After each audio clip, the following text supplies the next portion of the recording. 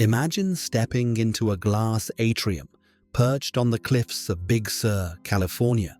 The Pacific crashes 300 feet below, but inside, the air is perfectly still. No hum of waves, no whisper of wind. Acoustic panels absorb every sound, creating a silence so complete it presses against your eardrums like a physical force. The owner, a tech founder who built a $12 billion empire on constant communication, spends weeks here without a single notification. This isn't escape. It's a calculated necessity. The deeper question lingers. Why does boundless access demand such profound disconnection? The common perception holds that luxury amplifies connection, private networks, exclusive events, instant access to anyone, anywhere. Yet in 2026, a subtle shift has taken root among those who've truly transcended financial limits. Founders who've exited companies for nine-figure sums, family office stewards managing generational wealth. These individuals are engineering spaces of deliberate disconnection, not as a trend, but as a survival mechanism. This year, reports from architecture firms in Zurich and San Francisco note a 40% rise in commissions for silence sanctuaries, structures designed to block electromagnetic signals, filter ambient noise to below 20 decibels, and enforce temporal isolation. It matters because wealth in the digital age doesn't just enable freedom, it inundates the mind with infinite inputs.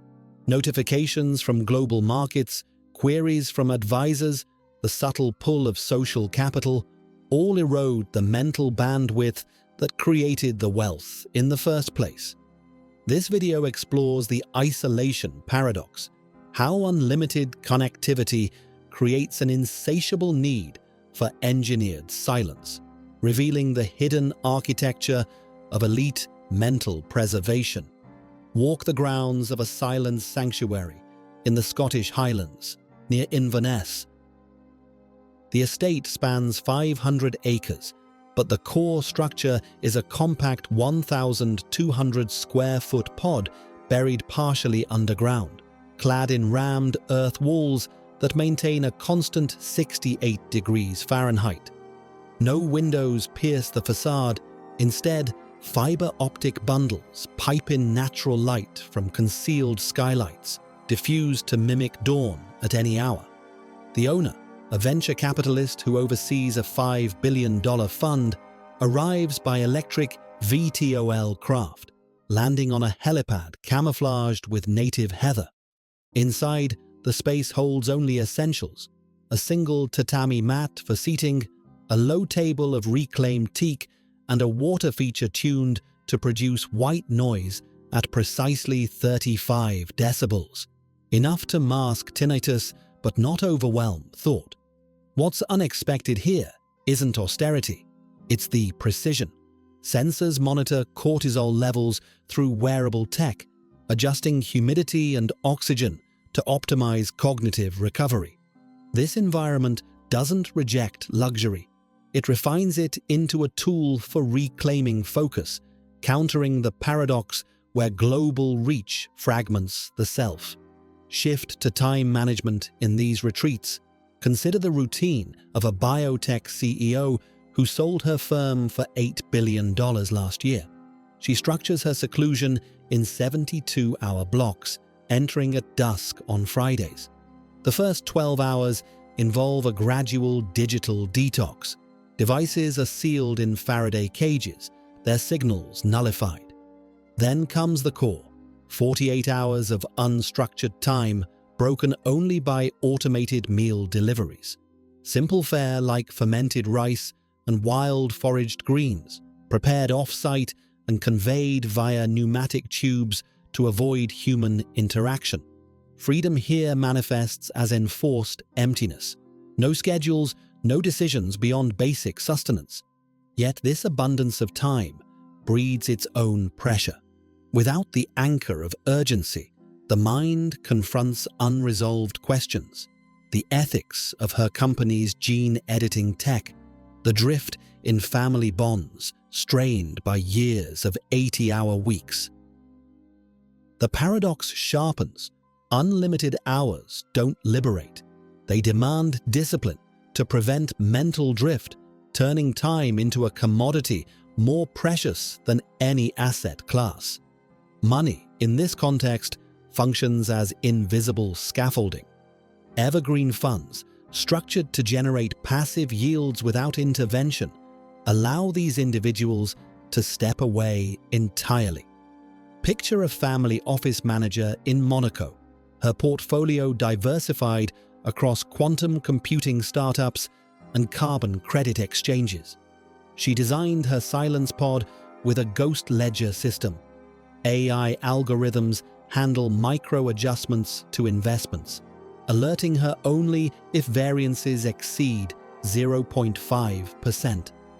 This setup frees her from the daily grind of market monitoring, but reveals a subtler truth. When wealth is solved, compounding at 7% annually without touch, the void emerges. No longer defined by accumulation, identity shifts to introspection. The pod's interior, lined with acoustic foam textured like lunar regolith, amplifies this. Every breath echoes faintly, forcing confrontation with the self unmediated by financial noise. Discipline anchors these routines with unyielding precision. Envision a hedge fund partner in his Aspen retreat, a 900-square-foot cabin at 9,000 feet elevation, insulated with aerogel panels that retain heat even at -20 degrees Celsius. His day begins at 5:15 a.m. with 30 minutes of breathwork in a hyperbaric chamber, oxygen enriched to 30% for neural clarity, followed by 90 minutes of journaling on handmade rice paper, lit by a single LED tuned to 5,000 Kelvin, daylight spectrum without glare. No variation. This sequence has held for 4 years, calibrated via biofeedback data from quarterly retreats. Structure intensifies with wealth because constraints forge resilience. Without them, the ease of elite life erodes willpower, turning potential into inertia. Here, routine isn't burden. It's the ultimate luxury, a self-imposed framework that sustains peak performance amid abundance. Relationships in this sphere reveal the sharpest edges of isolation. High-net-worth circles operate behind invisible moats, non-disclosure agreements woven into every interaction, advisors vetted through multi-layer background checks. In a private club in London's Mayfair, unmarked door, no online presence, members gather sparingly, conversations limited to neutral topics like urban forestry or acoustic engineering. But many opt out entirely, choosing solitude over the risk of entanglement. A software mogul in his New Zealand bunker, a 2,000-square-foot underground haven with air filtration rivaling clean rooms, explains it through action. Staff interactions are mediated by holographic interfaces, ensuring service without presence. Trust fractures easily when motives blur. Friendships tinged with opportunity, partnerships shadowed by asymmetry. Deliberate isolation protects authenticity, but at a cost, the echo of unspoken thoughts in empty spaces. Wealth doesn't sever bonds, it filters them to near extinction, leaving only the self as constant companion. These choices illuminate deeper layers of human psychology. Wealth's ascent promises liberation, but the summit exposes a harsher terrain. The initial thrill of acquisition, closing a deal, watching balances compound, gives way to a plateau where external markers lose meaning. In 2026, neuroscans from wellness clinics in Sedona show elevated theta waves in long-term affluent individuals during isolation sessions, indicating heightened introspection bordering on unease. The mind, freed from survival imperatives, turns inward, probing the enough threshold. One founder described it as a perceptual shift. Colors in his Big Sur atrium seem muted after months of silence, as if the brain recalibrates to subtler stimuli. Emotional costs surface subtly. Regret over time lost to ambition, the hollow ring of achievements unshared. Yet benefits emerge. Clarity sharpens decisions, fostering innovations born from unhurried thought. Identity evolves beyond wealth, no longer the billionaire, but the observer, attuned to internal rhythms. This gap between fantasy and reality underscores a universal truth. Abundance amplifies the human condition, magnifying both solitude's peace and its quiet ache. The ultra-wealthy don't escape psychology, they confront it in purified form, revealing the true luxury lies in mastering the mind's hidden dialogues. Back in that Big Sur atrium, the founder stands motionless, gaze fixed on the horizon where ocean meets sky. The silence envelops, unbroken by the world's clamor. He could summon connections with a thought, yet chooses this void. Not as punishment, but as restoration. The ultimate contradiction resolves. Infinite access thrives only when balanced by absolute seclusion, a deliberate dance between world and withdrawal. In this engineered quiet, the mind rebuilds, ready to engage anew.